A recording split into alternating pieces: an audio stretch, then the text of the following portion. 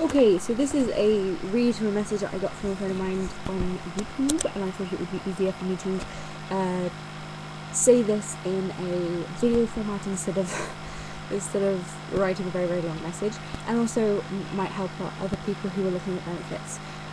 So this is what I know about English benefits. Re-Raindog, Jeff, he has had his back really badly hurt. Basically, the requirements for ESA is that you are unable to work physically, and that your continuation of being in that position is so much that the doctor can write you a certificate for the first lot is 13 weeks, and then can go up to 6 months. So if your doctors have to write you a certificate that says to 13 weeks to 6 months, and then continue after that until it is better, then you can apply for ESA.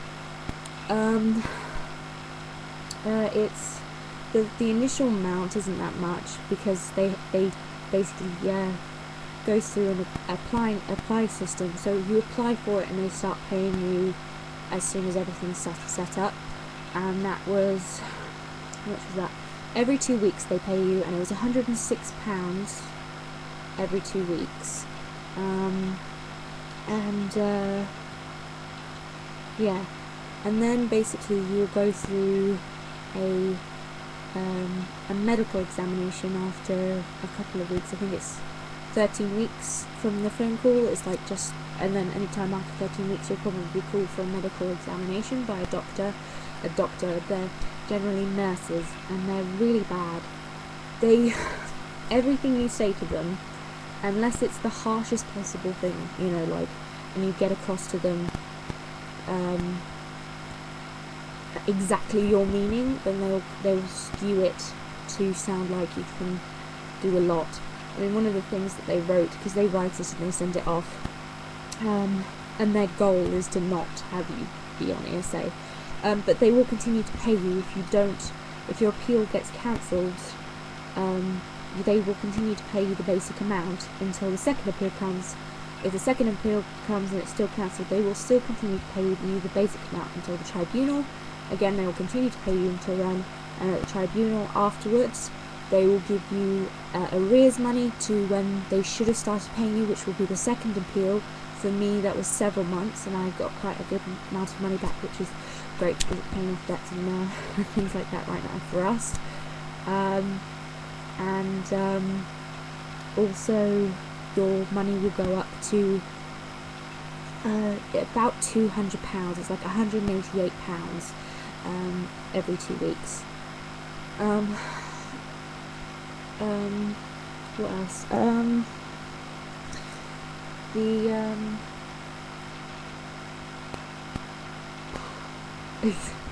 You kind of get blasted with all this information, and it's like, so yeah, so it's they are there to support. You can ring them and ask them questions about it.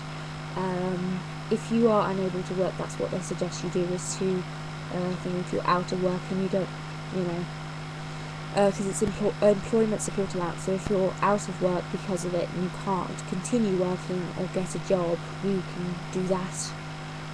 If you can work, then it's job seekers, but if you don't have a job, they used to have incapacity benefit, but the recent government have got rid of that, which was basically for people in situations where they were off work but a future of going back. That's kind of what ESA is now, but kind of. So yeah,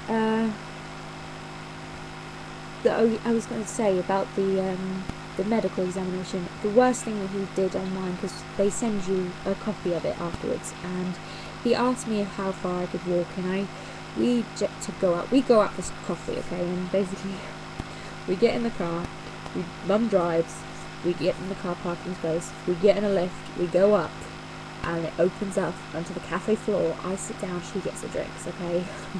There can't be more than 20 steps to this.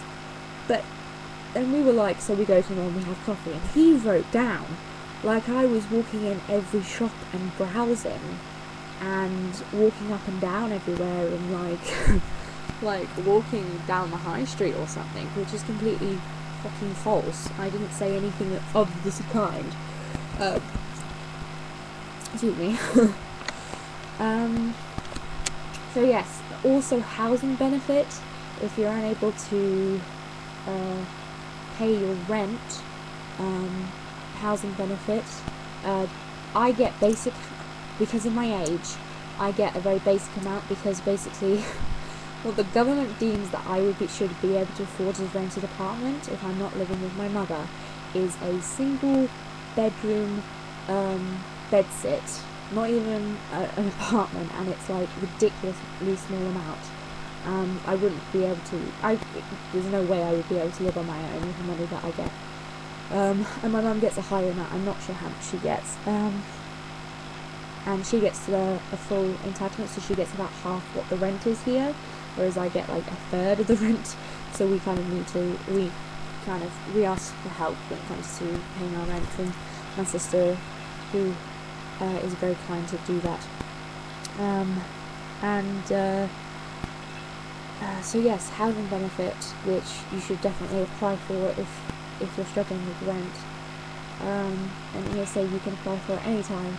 If it gets to a point with ESA that actually your back's not going to get better, or if any case, after ESA's gone through, then you can apply, or you can actually apply for them at the same time, but disability as well as ESA, you can apply for them at the same time. I applied for them at the same time. My ESA first appeal died, and with it did my disability appeal, because basically the disability people watch ESA appeals, and they kind of judge you on if you get ESA or not. They consider you then. Now that my tribunal's gone through and everything payment-wise has gone through, I can now reapply for disability and probably have more success with it because of that. I'm not 100% sure that they'll give it to me, but it's worth a try, and they can't give me this bullshit reason that I don't get ESA. Any other benefits? I think that's the main ones that I know about. I only actually applied for housing benefit in ESA. I'm going to try again for disability because I'm not getting better anytime soon. So if your condition is like mine in that respect, then definitely go ahead and apply for both. They do suggest it to you actually, and they're always quite nice, although it's like an hour phone call with disability because they have to go through the entire thing, or you can apply online. Yes, so it is a basic amount, but it should help. Anything else? I don't think so. And I don't mind at all talking about things like this. It doesn't affect me that badly. When I can't pay for things, I'm a bit like, so we weren't able to pay our rent on the Monday, but on the Wednesday we were able, because my money went in, and we were like, pay it now, and so everything was a bit relaxing afterwards, because we were like, let's pay, we're good. And I really feel for you, Jeff, because I'm not going to be upset if you tell me what's going on with you, because I don't mind. You're kind of my YouTube buddies. I have a few YouTube buddies, and you're like one of them, so it's okay if you want to tell me what's going on. I'm not going to be horrendously sobbing or terribly affected by it. It's, I like to care for people and know what's going on in their lives, so and that really kind of applies for anybody. So hopefully this video has been useful to some people, and I kind of read to my friend Jeff, who wanted to know. As benefits go, they're not that hard to get hold of, in the ways of if you just ring the numbers and then start talking to people, they tell you quite clearly what you can and can't do and those kind of stuff, and as long as you're firm with them and not wishy-washy, in a kind of blah blah blah kind of way, and just like,